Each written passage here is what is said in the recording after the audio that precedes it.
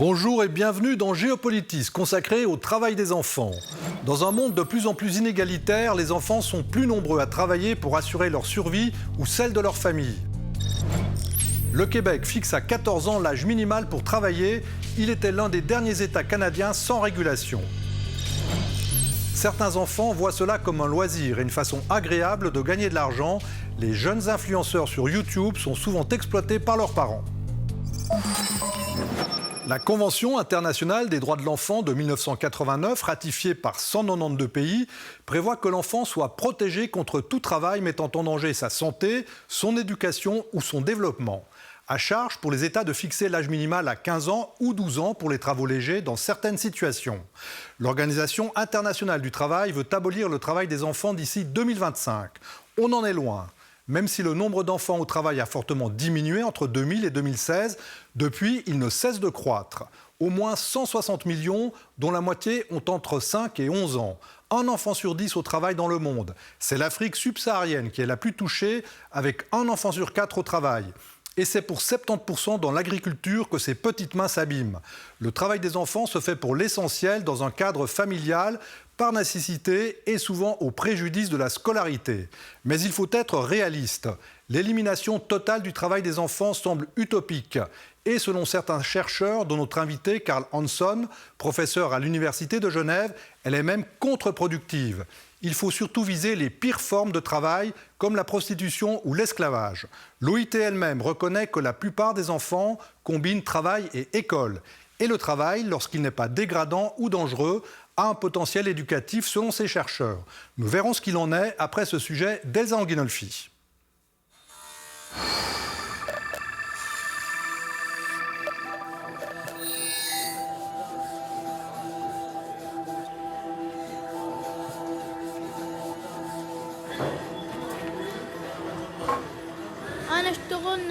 Je travaille comme charpentier ici, de 8h à 17h. Et mon père travaille aussi dans la charpente, mais dans un autre endroit. Je travaille ici depuis que j'ai 8 ans et j'ai maintenant 13 ans. Haïdar Karar fait partie des millions d'enfants qui travaillent dans le monde, dans l'industrie, les services ou surtout l'agriculture, le secteur où ils sont le plus nombreux. Quand j'étais à 10 ans, j'étais parti à l'école. Quand mes parents me passaient l'argent, je suis sorti, je venais les aider au champ, au travail. Selon les derniers rapports de l'Organisation internationale du travail, après plusieurs années de baisse, le nombre d'enfants qui travaillent est reparti à la hausse en 2020. Ils sont 160 millions dans le monde, presque un enfant sur 10. L'Afrique subsaharienne est la région la plus concernée, avec 87 millions d'enfants qui travaillent, c'est près d'un quart d'entre eux. En Europe et en Amérique du Nord, ils sont 4 millions, ce qui représente environ 2% des mineurs. 3/4 des enfants qui travaillent le font dans le cercle familial. Un peu plus d'un tiers ne sont pas scolarisés.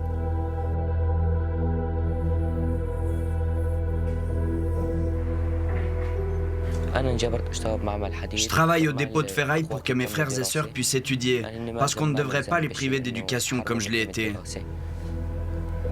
Selon l'évaluation de l'OIT, le Covid pourrait avoir poussé 9 millions d'enfants supplémentaires à travailler.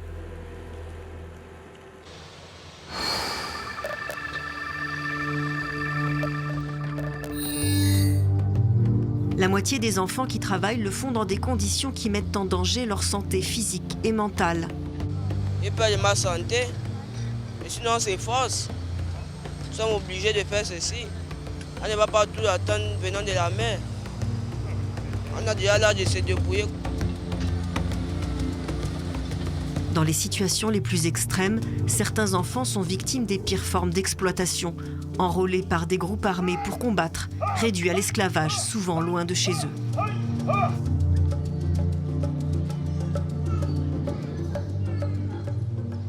Je lui lave les habits, je lui fais tout, ne me paye pas, ne me fait rien, je ne veux plus partir. Mais quand je vends, sans fin manquait, l'argent manquait, c'est ça qui me frappe.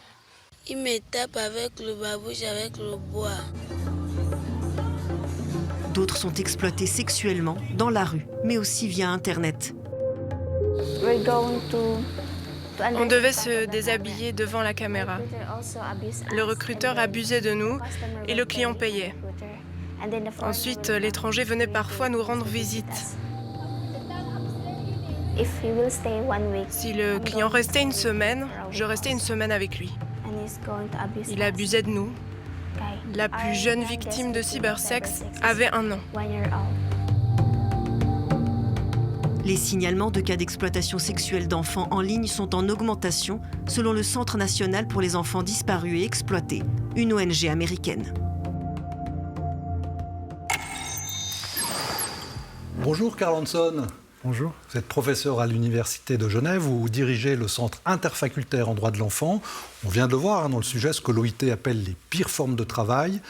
Est-ce que finalement cette question de l'abolition du travail, est-ce qu'on ne peut pas être fondamentalement d'accord avec cette question-là, alors que vous, je pense que vous avez un avis un peu différent, vous pensez que c'est un peu contre-productif. Oui, mais disons, c'est la réduction presque à l'absurde, je dirais, d'une complexité. La question du travail des enfants était quand même imminemment complexe et on ne peut pas juste la réduire à essayer d'obtenir un chiffre en disant d'ici, il y a un délai d'ici quelques années, on va l'abolir. On a vu des chiffres aussi dans le sujet qui sont, on voit il y a beaucoup d'enfants qui sont au travail, mais derrière cette simplification, il y a quand même toute une complexité. Et puis je trouve que l'idée même de vouloir abolir à tout prix le travail des enfants en mettant en avant les pires formes ou quelques exceptions principalement, on occulte en fait des réels enjeux des fois. Et c'est vrai que l'idée d'abolir le travail des enfants, bien sûr, c'est une idée noble, on peut dire, parce qu'on dit on veut aller à l'aide de ces enfants dans ces situations, mais la réalité est quand même beaucoup plus complexe et on a vu que des fois même de vouloir abolir le travail des enfants n'est pas forcément toujours au bénéfice des personnes qui sont au travail aujourd'hui. Est-ce que c'est réaliste de dire en 2025, plus aucun enfant de moins de 15 ans travaillera? Ah ouais, je ne suis pas Madame Soleil, mais disons, allez, je veux dire, ce n'est pas réaliste. Hein. C'est quand même assez clair. Et bon, déjà aussi sur l'idée même, c'est quoi le travail des enfants? Parce qu'il y a tout un débat aussi sur comment est-ce qu'on va définir le travail des enfants.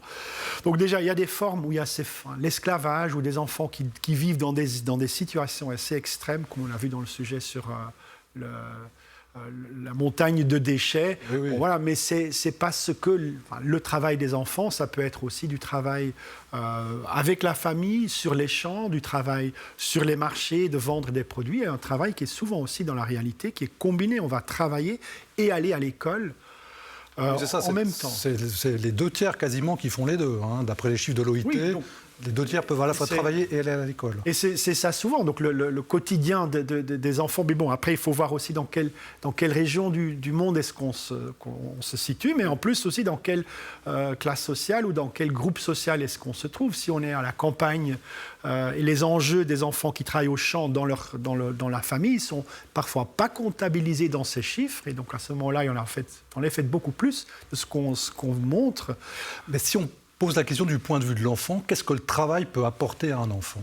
Alors, déjà, en fait, dans ce sens, l'enfant n'est pas si différent que les autres. C'est qu'on travaille pour quoi? En général, on va dire la valeur travail, elle apporte un revenu. Donc, elle permet d'avoir un toit au-dessus de la tête, de se nourrir, de se vêtir. Donc il y a ce revenu. Mais en même temps, la valeur travail, aussi pour les adultes, d'une manière générale, vous apporte aussi une position dans la société. En disant, voilà, je suis quelqu'un, je suis utile aux autres. Et quelque part, quand on a les enfants au travail, on voit souvent ces 2 motivations qui vont aller ensemble. D'un côté, oui, on a besoin de compléter son revenu. Souvent, il y avait un garçon dans le sujet qui parlait aussi du fait que lui, il travaille parce que ses frères et sœurs peuvent aller à l'école. On travaille des fois aussi pour soi-même, pour pouvoir se payer l'école. Et donc, pour compléter le revenu familial. Et de l'autre côté, il y a aussi cet enjeu du travail de dire, mais qui suis-je, que fais-je? Et je suis aussi fier de faire ce que je fais. On a des exemples, par exemple, qui sont un peu à la marge sur du travail des enfants qui font travailler dans une famille comme l'interprète attitrés, qui vont interpréter pour leur famille. Ça peut être faire des courses ou pour la maman, pour des affaires bancaires.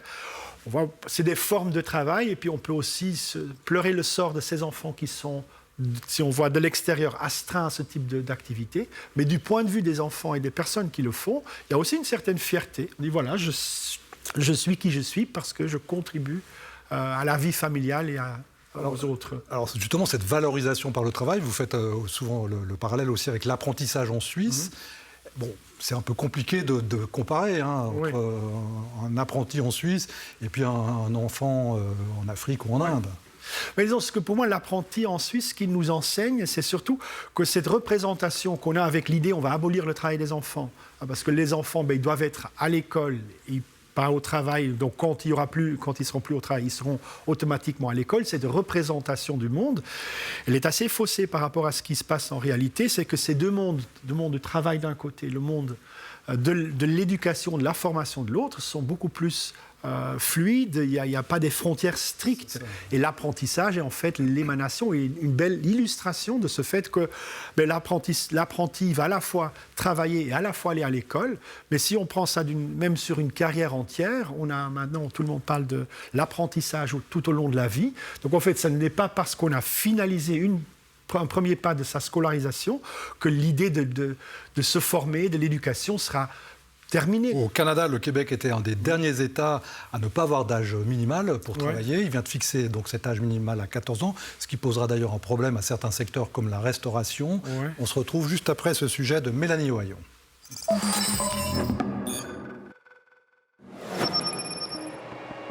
Sophia Rose travaillait l'an dernier dans ce restaurant quelques heures par semaine après l'école.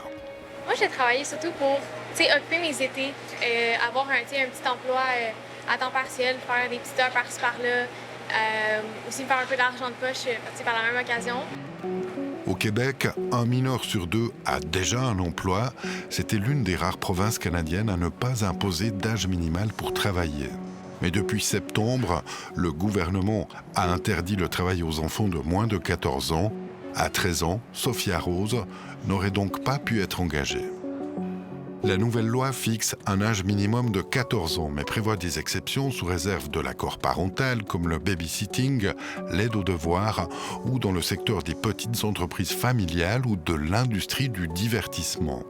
Dès 14 ans, les adolescents seront toutefois limités à 17 heures de travail au maximum par semaine, dont 10 réparties du lundi au vendredi.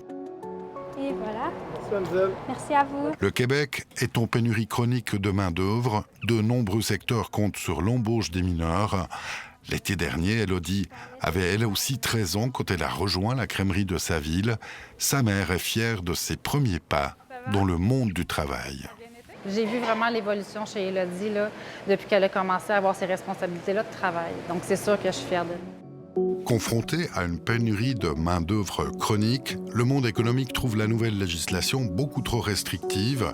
Le Québec restait l'une des rares provinces canadiennes où il n'y avait pas d'âge minimal requis pour commencer à travailler. Cette vision du travail des enfants, je pense que ça fait une spécificité québécoise, peut-être nord-américaine, en tout cas par rapport à l'Europe. Là, donc, il y a vraiment cette forte valorisation du travail, même si les parents ne forcent pas les enfants à travailler, mais il y a quand même cette espèce de culture qui est transmise. Le nouveau cadre légal québécois entend mieux protéger les enfants du décrochage scolaire et accroître leur sécurité au travail. Selon un rapport gouvernemental, les accidents du travail chez les 14 ans et moins ont été multipliés par 5 en 10 ans. Alors, il y a eu un débat au Québec, certains se sont indignés d'ailleurs qu'on ne demande pas leur avis aux enfants. C'était d'ailleurs précisément ce que réclamait en 1997 la déclaration de Kundapur en Inde. Quels effets ça a eu ?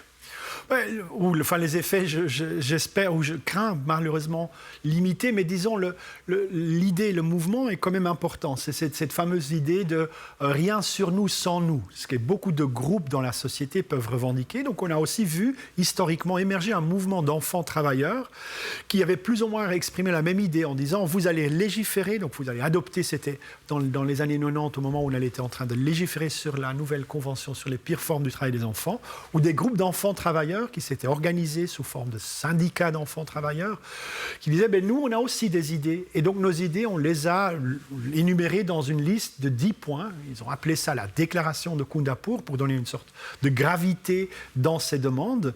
Et cette idée est quand même en tout cas restée. Puis c'est un peu la même critique au Québec, c'est on va légiférer, mais on n'a pas vu, on voit très peu, même sous forme d'enquête ou autre, une implication de ceux concernés. Des enfants qui sont au travail, ils ne sont pas concernés vraiment par cette législation. Et c'est là probablement le plus grand problème dans ce débat. Et ces enfants, même certains, demandent à ne pas boycotter les produits qui sont faits par des enfants. Bon, ça, d'une certaine manière, les multinationales se frottent les mains, ceux qui font travailler les enfants. Oui, mais c'est... En tout cas, donc, dans la période 97, c'est vrai qu'il y a eu quelques moments ou quelques grands incidents où des entreprises, en tout cas la production de t-shirts, la production de chaussures de sport, etc., on avait trouvé les enfants, ils ont travaillé, on ne va plus acheter des produits faits par des enfants. Mais en fait, si on regarde avec un peu plus froidement ce qui se passe réellement, c'est que les usines qui ne vont plus employer les enfants, ils les mettent dehors, et ces enfants, ça ne veut pas dire qu'ils vont se retrouver aussi directement à l'école et qu'ils vont avoir la vie paisible. Au contraire, souvent les enfants qui n'ont plus accès à un travail organisé, ils vont trouver un travail non organisé qui sous le radar et qui finalement est souvent moins bien payé encore que le travail organisé. Est-ce que les syndicats ne devraient pas s'emparer de ça? On sait qu'ils sont tout à fait réticents. Oui, alors c'est quelque part... Bon, pour les syndicats, il y a une sorte de même une personne qu'on a interviewée à un moment dans une recherche qui disait pour les syndicats c'est devenu leur identité culturelle, parce qu'ils sont donc l'idée culturelle du syndicat international, c'est nous avons aboli le travail des enfants. Donc quelqu'un qui se donne cette idée a beaucoup de peine à venir faire un pas vers ces mouvements d'enfants et jeunes travailleurs qui, effectivement, ils ne disent pas il faut abolir notre travail, ils disent on aimerait que notre travail soit reconnu et en plus et qu'on puisse se défendre et que le travail soit réglementé. Donc pour ça, pour venir sur cette question de boycott, oui, si le travail est bien rémunéré, réglementé, fait par des enfants qui aussi vont à l'école, ça va coûter beaucoup plus cher à la fin aussi pour les entreprises. Donc je ne pense pas que ces entreprises vont se frotter les mains. Les Pays-Bas ont voté d'ailleurs une loi qui interdit les produits issus du travail des enfants. Est-ce que c'est un exemple à suivre, sachant que ça représente tout de même un chiffre d'affaires de 50 milliards, je crois. Oui. Mais là encore, on peut peut-être, d'une manière générale, on peut saluer l'effort de solidarité qui est éventuellement exprimé à travers cela. Maintenant, ce qui est compliqué, c'est qu'on fait très peu appel aux voix des personnes du Sud qui sont concernées. Donc cette loi aux Pays-Bas, on a des autres exemples où on dit on ne veut pas acheter des produits faits par des enfants, on ne veut pas que nos entreprises vont produire dans des pays ou avec la main-d'œuvre enfantine. Mais bon, est-ce qu'on s'est posé la question, quel est le point de vue de ces familles qui voient à ce moment-là leurs revenus se diminuer, à des enfants qui ne pourront plus être employés dans des travaux organisés, ils vont continuer quand même à travailler, ils vont trouver des travaux beaucoup moins rémunérés. Ce n'est pas, en tout cas, ce n'est pas une loi automatique que quand nous, on va avoir nos entreprises qui ne vont plus produire avec des enfants, est-ce que ça va améliorer le sort des enfants? C'est ce qu'on souhaite, c'est ce qu'on aime, ou c'est ce qu'on aime croire. Mais le grand problème de ce type d'approche, c'est qu'elle est très peu ancrée dans les réalités locales du Sud ou des pays qui emploient où les enfants sont au travail. Alors rapidement, peut-être pour terminer, le cas bolivien, on parlait du Sud, le cas bolivien est intéressant puisque sous Evo Morales, qui était lui-même, je crois, un ancien enfant travailleur, le pays avait adopté à l'époque une loi permettant de travailler en dessous de 10 ans, jusqu'à 10 ans. À partir de 10 ans. À partir de 10 ans, pardon, oui, bien sûr. Mais là, c'est malheureux, quelque part malheureusement, mais c'était un exemple où les mouvements d'enfants travailleurs, donc ces syndicats d'enfants travailleurs, avaient eu effectivement réussi à avoir un impact jusque dans la législation nationale. Et Evo Morales, c'est aussi un politicien habile, il aimait bien se faire passer comme un ancien enfant travailleur. Donc il trouvait cette solidarité auprès de ces groupes. Mais n'empêche que c'était... au niveau de la législation en place, c'était un pas vers une autre façon d'entrer en matière. Je ne pense pas que ça a été très efficace. La loi qui a existé mais qui a été abolie ou retirée plus tard par la Cour suprême en Bolivie. Mais disons, l'idée de dire on peut tout à fait légiférer, on peut intervenir en réglementant. Donc c'est un ancien agenda même de l'OIT à l'époque, d'essayer de humaniser, d'améliorer les conditions de travail des enfants, de mieux les salarier, comme une réponse peut-être un peu plus réaliste que celle de dire on va l'abolir, mais on ne peut pas abolir le travail des enfants dans un temps court. Il y a quand même des conditions socio-économiques qui poussent les enfants au travail. Alors en attendant le changement de ces conditions, c'est peut-être la voie intermédiaire qu'on pourrait suivre. Eh bien, on va se quitter sur ces paroles très sages. Merci, Karl Hansson. C'était un plaisir de vous recevoir sur le plateau de Géopolitis. Évidemment, on va continuer à s'intéresser à cette question très lancinante du travail des enfants. Merci. Oui, merci beaucoup. La législation européenne interdit le travail des enfants de moins de 15 ans, sauf exception comme les sportifs, les artistes et les youtubeurs. Un secteur qui peut être très lucratif, surtout pour les parents, mais qui s'apparente à du travail déguisé pour les jeunes influenceurs. En France, une loi vise à mieux les protéger. Anne Delette. Bonjour les amis, comment ça va? Je m'appelle Viretti, j'ai 5 ans. Non, j'avais 5 ans. 5, 4, 3, 2, 1. En quelques années, cette petite Genevoise est devenue une pro de YouTube. Sa chaîne compte aujourd'hui plus de 895 000 abonnés, 721 vidéos. Elle réunit tous les codes du genre. Les défis, les déballages de cadeaux ou encore les essayages de vêtements de marque. À défaut de jouer à la poupée, elle se met en scène. Ou plutôt, c'est sa mère qui le fait.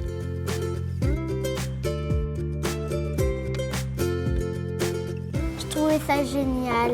Ensuite, maman elle a compris que c'était ma passion et elle a commencé à me filmer. Au départ, j'avais des réserves et elle est vraiment à l'aise avec elle-même. Elle se fait plus facilement les amis. S'épanouir grâce à YouTube, une noble intention malgré les risques de dérive. Dites-moi dans les commentaires. 6 ans plus tard, Verity est toujours aussi pétillante. Elle respire la gaieté et la bonne humeur. Mais que pensera-t-elle plus tard de l'exposition de son image au grand public? Tout est-il aussi rose que le décor?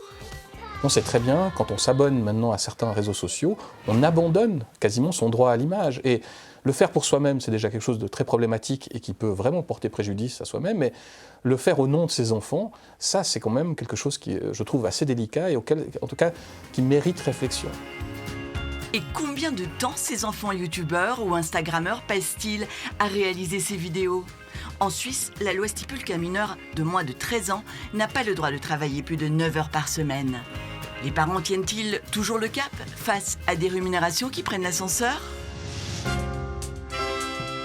Cette jeune youtubeuse est multimillionnaire. Âgée de 8 ans, elle a gagné, selon le magazine Forbes, 28 millions de dollars en 2021. Au programme, des chansons, de la décoration de petits gâteaux et la pub pour ses produits dérivés. Mais qui gère sa fortune et quels sont les garde-fous? Réguler la jungle des influenceurs, tel est l'objectif d'un projet de loi avalisé par le Sénat français en juin dernier. Désormais, si un enfant apparaît dans une vidéo, 90% des recettes générées seront bloquées jusqu'à sa majorité afin d'éviter les abus. J'ai besoin de 500 pouces bleus. La Convention internationale sur les droits de l'enfant, adoptée le 20 novembre 1989, a été ratifiée par 192 pays, ce qui en fait le texte concernant les droits humains le plus largement adopté. Mais force est de constater que près de 34 ans plus tard, bien du chemin reste à faire, et pas seulement pour abolir le travail des enfants. C'est notre séquence ce jour-là. Tout à l'heure, l'Assemblée générale de l'ONU a ratifié la Convention sur les droits des enfants. Sa préparation avait pris 10 ans. Cette convention est importante. Elle règle et limite, par exemple, le travail des enfants et l'âge du recrutement militaire. Ça sera un traité, c'est-à-dire ce qu'il y a de plus élevé dans la hiérarchie des textes, dans le domaine international. Ce sera un traité auquel tous les États pourront adhérer une fois que 20 États l'auront ratifié. C'est donc quelque chose d'extraordinairement important. C'est important non seulement pour des raisons symboliques, parce que dans ce texte, il y aura une sorte de catalogue de tous les droits des enfants, mais c'est aussi important parce que chaque pays du monde sera invité à le ratifier, donc à l'intégrer dans sa législation nationale et ensuite à le faire appliquer. C'est tout sauf un chiffon de papier. Le but est clair, mais sur plusieurs points concrets, les États hésitent à s'engager. Exemple, si l'on donne aux enfants le droit de séjourner avec leurs parents, cela posera des problèmes aux pays qui comptent beaucoup de travailleurs immigrés. Devant ce texte nouveau, aucun pays ou presque qui ne redoute des difficultés très concrètes. Pour la Thaïlande, les Philippines, l'éradication de la prostitution infantile est difficile à imaginer. Autre pierre d'achoppement, l'âge qui permet de faire la guerre. Actuellement, les conventions de Genève fixent la limite à 15 ans. La Suède aurait voulu faire plus et l'élever à 18 ans. Force a été de le reconnaître, une telle proposition n'aurait pas eu au vote la moindre chance. Il a fallu la retirer. Il reste beaucoup à faire, c'est vrai. Pourtant, l'acquis n'est pas négligeable. Depuis Les Misérables de Victor Hugo avec Gavroche ou Le Kid de Charlie Chaplin, les enfants servent aussi de symbole politique à la lutte contre les inégalités et pour un monde meilleur. S'il ne s'agit pas formellement de travail, certaines y consacrent tout leur temps, comme Greta Thunberg, devenue icône planétaire de la lutte pour le climat à l'âge de 15 ans, lorsqu'elle s'est lancée toute seule dans la grève de l'école. Classée parmi les 100 femmes les plus influentes du monde par le magazine Forbes, on se souvient de son fameux « How dare you ?» comment osez-vous, lancé à la face des décideurs politiques à l'ONU en 2019. Un activisme reposant sur des pratiques strictes comme le véganisme ou le refus de l'avion, qui lui valent admiration parmi les jeunes, mais aussi de virulentes critiques. On peut également citer la Pakistanaise Malala, prix Nobel de la paix à 17 ans, après avoir été grièvement blessée dans un attentat parce qu'elle militait pour le droit à la scolarisation des filles. Après cette pause estivale, je vous remercie d'être toujours fidèles à Géopolitis et je vous donne rendez-vous pour de nouvelles émissions sur RTS1, TV5 Monde et sur notre chaîne YouTube. Portez-vous bien.